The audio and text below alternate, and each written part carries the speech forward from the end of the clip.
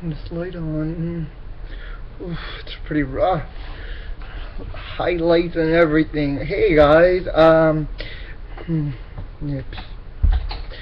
Hey, I know what you're thinking. Why are you shooting the video in the dark? Where's your cup of water at? I know, right? Crazy. And yeah, there's a storm behind me right now, which also leads me to why we're gonna do another one of these segments. I told you there'd be 11 videos of these, and I've been kind of slacking on them for the purpose of my life is kind of like, so I was like, yeah, okay, fine, I don't have a shirt on. Okay, fine, I get it. But this video's not going to be edited or anything. It's just going to go out there, and hopefully you guys like it or not. I hope you do. So this book, A Place of Yes, that I told you guys we're going to be reading, it's a part of a book club thing. I kind of told you guys about the introduction. The introduction, she's telling you who she is. She says, right there in the introduction, she says, introduction, who I am and what this book is about and what you need to know before you begin. She's basically saying, you know, hey, this is me, Bethenny Frankel. I am not going to tell you, hey, I'm in your face. Hey, I am just fuck up. I am just like you. We're just like each other, you know, in this journey of this crazy ride of this world together, you know. This is what life is. This is not me telling you, hey, I got it all together, so let's me get my shit together and tell you. No, she's exactly saying that. She's telling you, let me get my shit together and tell you why we get ourselves shit things together, you know. The storm is crazy outside.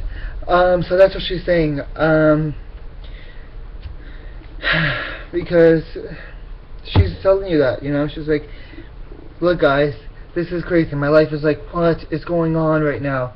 So yeah, so that's why I love this book so much, because I can relate to this book so much. I'm not going to even try to feed to you that, oh, this book is amazing, you need to buy this book.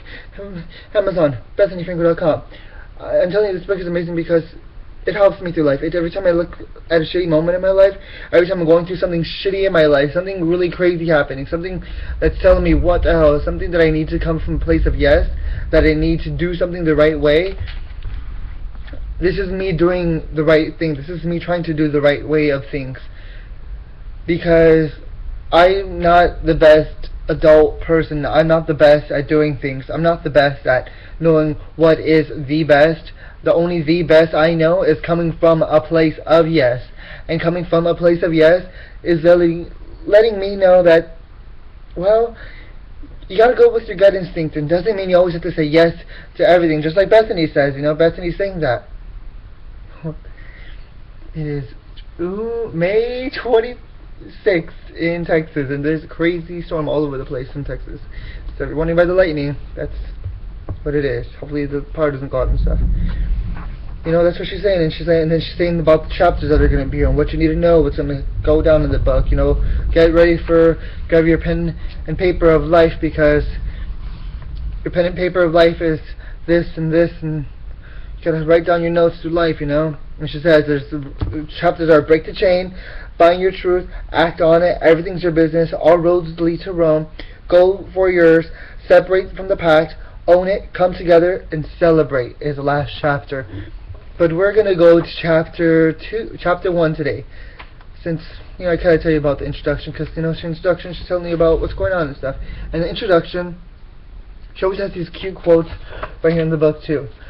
Such a mess, I swear. And it's cute quotes in the book right here that say everything, you know, that you can read the quote and you already have a gist of what's going to be going on.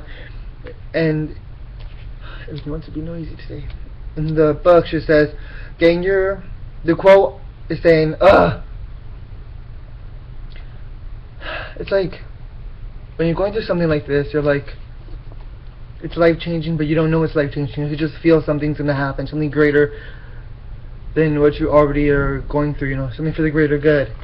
But in the book she says, that's the quote right here that she says, you gain strength, courage, and confidence by every experience in which you really stop to look fear in the face. You are able to say to yourself, I lived through this horror, I can take the next thing that comes along. Eleanor Roosevelt, former First Lady. And that's exactly how I feel like things are going to be like, you know, when I go through something, or when somebody goes through something, they're like, oh, what the hell, what the dick, this is going on and stuff, and I'm like, this is crazy, but, you know, time is going to pass on, things are going to get better, don't just sit and dwell in this moment, because once you do, things are going to be like, things are going to be like, what, why, nothing's going to move forward if you just, like, be a poop head and stay there, you know, you just got to keep going, yeah, you know, come on. And, you know, in the chapter she says, break the chain, and, break the chain, surviving childhood. This is like one of the chapters that literally already I was like going through. I got chills reading it after reading it. Every page, every period, every paragraph, every sentence, I was like, oh my God, she says, my myth of normal, my mother, I'm even getting chills now. You're through everything. She's just saying, you know, break the chain. When you carry your childhood with you, you never become older. Tom Steppard, British playwright. You know, life is full of noise, and the noise begins in childhood. That's kind of already like, oh my God, this book is already going to go for it. You know, it's going to head on into my life. This is this book, because your life isn't about all the crayons in your box that are always all going to be beautiful. You have that ugly coca green color, and you're like, this is a shitty ass color right here. I don't think this is a good color. Nobody's going to use the coca green color. You can't even use the white crayon, because the white crayon, you can only use it when you have black paper. But all the black paper, nobody even uses, because your stupid art teacher doesn't even give you black paper all the time unless you're going to draw something with space. It's like life. You have all these utensils in your life that people are always giving you, or that you go to school for, or that you're supposed to learn, and that your parents are doing to you, or you're learning and stuff when you're trying to break the chain in life.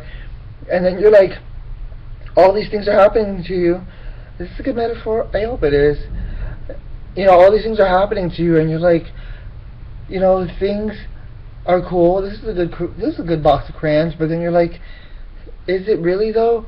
Because it feels like I got all the coca green colors in my box, and I can't use one of these, or I only have one sunshine color, but I'm already running out of that color. They didn't even come with a super sharpener in the box of the crayons, like the 24-pack do, you know. And you know, in this chapter, she says about her childhood and how it's a shitty childhood. You know, how her mother, she has the noise of her mother, and she's like the myth of normal. Don't get fixated on whether or not your childhood was normal. You know, and it's so true, because I remember I was like that when I was a kid. I was like, is this normal? This is what kids go through? Is this what it feels like to have shitty parents? Is this what it feels like to not have a parents at all? And you're going through life and pretending everything's alright, or things are going to be good, because this is not feel right. This feels really weird, you know? When you go through life and you're a kid with your brothers and sisters and everybody's all right there, and then you have the cops knocking on the door, you have your mother that's all into drugs, and your father that's not there, and things and stuff, and you're like, what is even happening right now? What is even life, you know? This is not even life, you know? And she's telling you, she's like, even though things happen, she's, you know, this is not who you are. This is not who you're going to be in life. And then she talks about her daughter Bryn, and her daughter Bryn is her chain that she's going to break, and she breaks that chain because she doesn't treat her daughter like shit. She doesn't tell her daughter she's a bad kid, or she was a mistake, you know, like certain parents do. You know, like I remember, like when I was growing up, my mom would say all these things. My biological mom, you know, and you guys know right now that my mom is the woman you guys see, and she's my aunt. You know, she adopted me into her life, into her heart, which is the most important place anybody could ever adopt anybody into their heart, you know. And that's what I feel like, you know, when she talks about her daughter Bryn, it being the chain that she's gonna break. Like, she's not gonna do these kind of things with her daughter. She's not gonna treat her daughter the way her parents treated her. You know, her dad used to be in the racetracks and stuff, and then her dad was involved in all of these things and into the world, you know, and when I got Lucy, I already even knew that before I even got this book that has so many life things and tells you. Before I even got this book, A Place of Yes by Bethenny Frankel, I was like, this is gonna be something that I know in my heart is gonna be right. When I got Lucy, I was like, I'm not gonna treat you like crap, Lucy. She's right there. You see her? Wait. She's right over there. I was like, I'm not going to treat Lucy like crap. I'm not going to tell Lucy she's a piece of shit. I'm not going to tell her she was an accident. I'm not going to make her feel less than anything else than the most beautiful dog in the world, the most beautiful child, the most loved thing she will ever be, because that's what she is to me. That's what your kids are always supposed to be. They're not supposed to be like anything. And I remember even growing up too, I was like, when people say, oh, I'm your mom, or hey, I'm your dad, champ, like, and then they treat you like complete and utter crap. It's not like that. I remember growing up, I was like, you know what it is? The best thing that it is just a human, and I'm thankful that that human left me here. Maybe it's not the best life, but I know I'm going to make the best of this life, which is my life, And then she has this insert in here that she inserted from Oprah, a quote, and it says, my mother. Biology is the least of what makes someone a mother. Oprah Winfrey, actress and host. Which is true, because I remember growing up, it was like, no, this is not what makes my mom my mom. I remember growing up now too, and I always tell myself she wasn't my mom. The only thing she was my surrogate. My biological father wasn't my father because he told me he didn't want me. And when you're a child, you're not supposed to tell people that. You're not supposed to tell your children that. They're your children. They're the ones you love. Whether you made the mistake or not, the best thing to do is to love. And if you don't know how to love, the best thing to do is to know how to make this thing, this love, because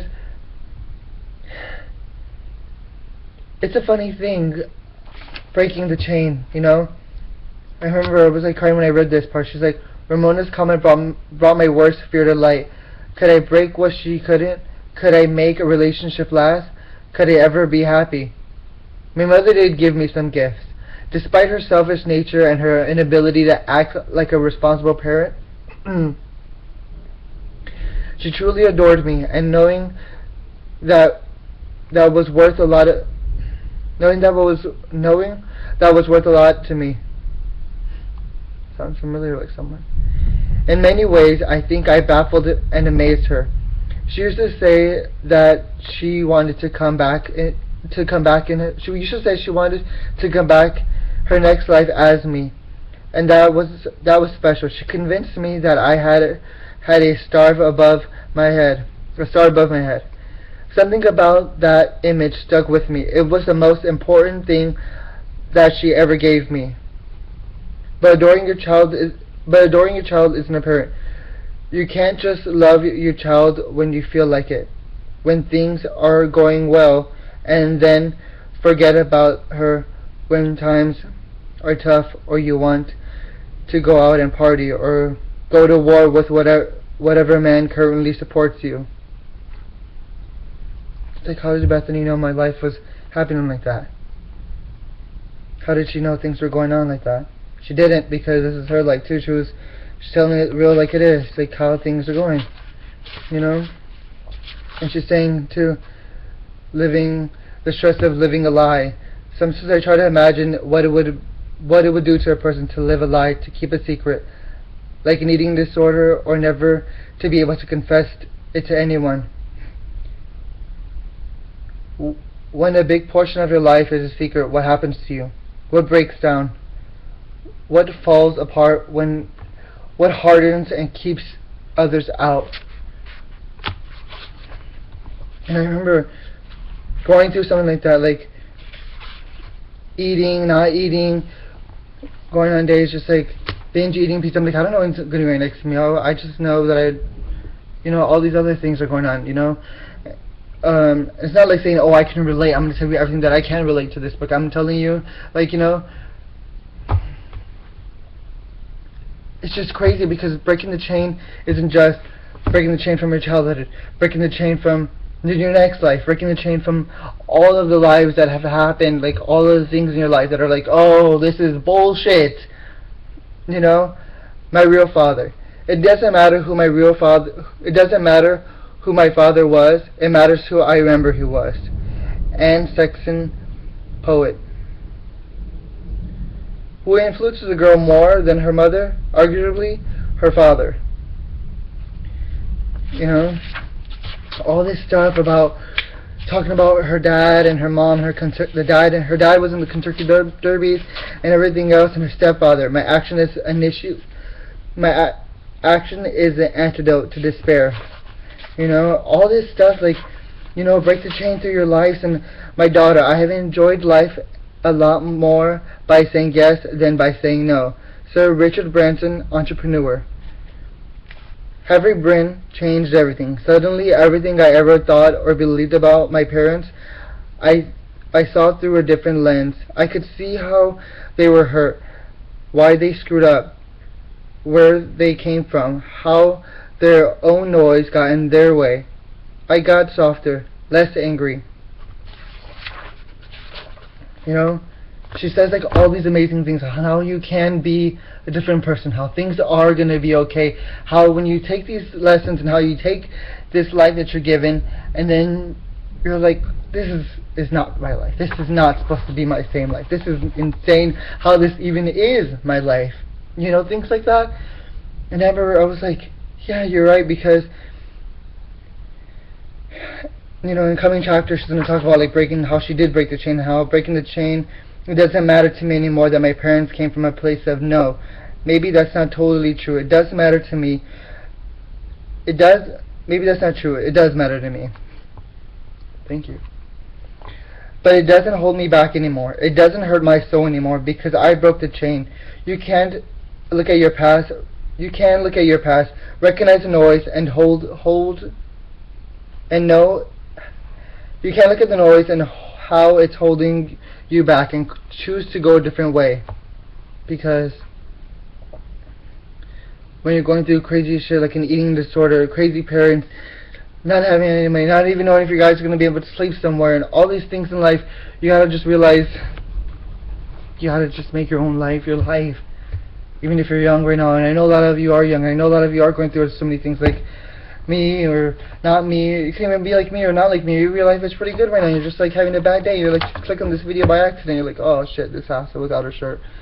You know, you just gotta think about things and like, no, things will get better in a different light than that's already shining on you. Maybe that light's a little bit dull or a little bit lightning like crazy shit right now.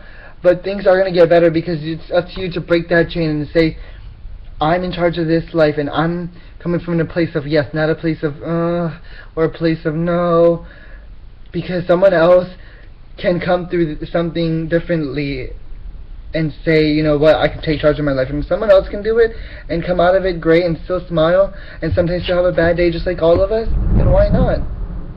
See? But you can't live your life looking in a rearview mirror to see who you are. Look yourself straight into the eye. That's the real you. You get to decide what comes next. Stop getting in your own way and stop getting in your own way and stop telling yourself you can't, because you can. And this is so true. I need to remember this. I need to like put this somewhere because I even got children out too, but it's pretty true. You know, Bethenny says it's true.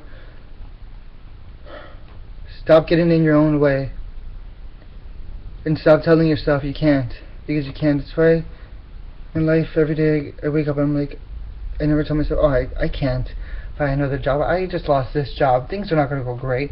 Or I'm probably going to get evicted someday and I'm just going to be in a piece of shit and live under the bridge. I can't because I have a kid, and I can because I have a kid, and I can because I want to be the best father to her. Just because I didn't have good parents, I'm not going to let Lucy down. Just because things didn't go totally great when I was a kid, things are going to go even better now because she's going to get the best life, and I'm going to give it to her, and I'm going to break this chain through my eating habits, through having a good amount of people around me, and having to know that people around me and around them all over the world are going to know to be happy, and don't forget to smile. That breaking the chain is going to be the best thing ever, because that's the real you, that's the real me, that's exactly the real you, because sometimes things end up really shitty, guys, and we just have to say, it's going to be okay. Love you guys, and remember, don't forget to smile, and I love you so much, and remember, you mean the world to me and Lucy, and we love you. And that was chapter 2, Break the Chain, from Bethenny Frankel's A Place of Yes, and I hope you got to see you guys next time for chapter... No, that was chapter 1 of Breaking the Chain, and this is chapter... Okay. This is chapter 1 of Bethenny Frankel's A Place of Yes, Break the Chain, and next time we'll do chapter 2. Okay, talk to you guys later, and I'll try to stay safe from the store. Love you guys, and remember, don't forget to smile. Crazy time.